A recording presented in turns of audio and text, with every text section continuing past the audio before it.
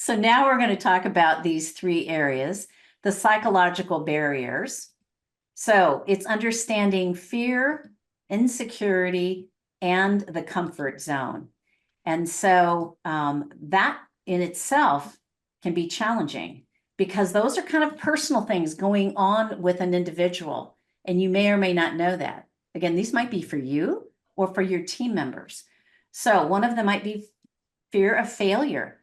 So many team members avoid taking accountability because they're afraid of failing. Maybe in the past they failed, or they had a supervisor that was not very kind. And so the last thing they want to do is fail.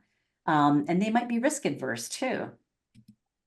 So, or they might be dealing with imposter syndrome, where they really don't feel qualified. Maybe they got pushed into a role. I've seen so many managers get promoted. They're not leaders yet. They're managers because they had been there for a long period of time.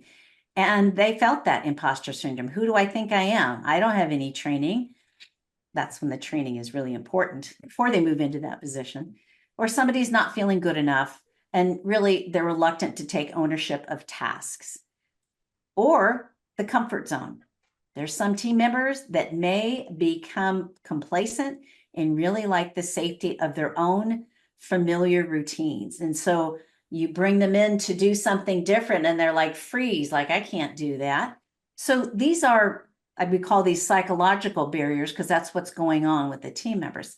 And here's something else, and I'm learning more about this, is really somebody might have a mental or neurodivergent challenges.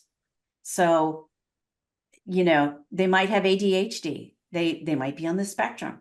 Their thinking processes just happen differently, but you know, they're deeper issues, and and finding out what those might actually be, because it might not be they're not like everybody on the team. They're a little bit different, and they learn, and and so as a leader, it's about you getting to know your team members. So here are some solutions. And so the action steps, building psychological safety. So this is where mistakes are learning opportunities. So as the leader, if something doesn't go right, instead of somebody beating themselves up or building that fear of failure, just letting them know we're going to learn from mistakes, and it's a learning opportunity for the future too. Now, if they continue to make those mistakes, that's definitely something to address.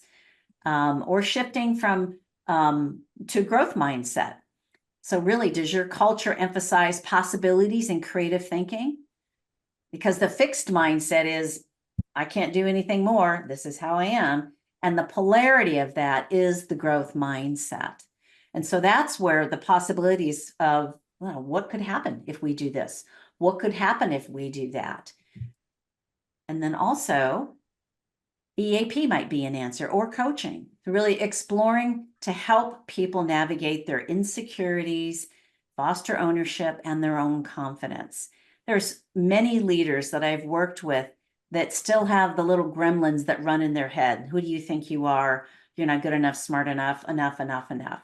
I call that the itty bitty shitty committee, pardon my language, because sometimes it's those stories. They're not true.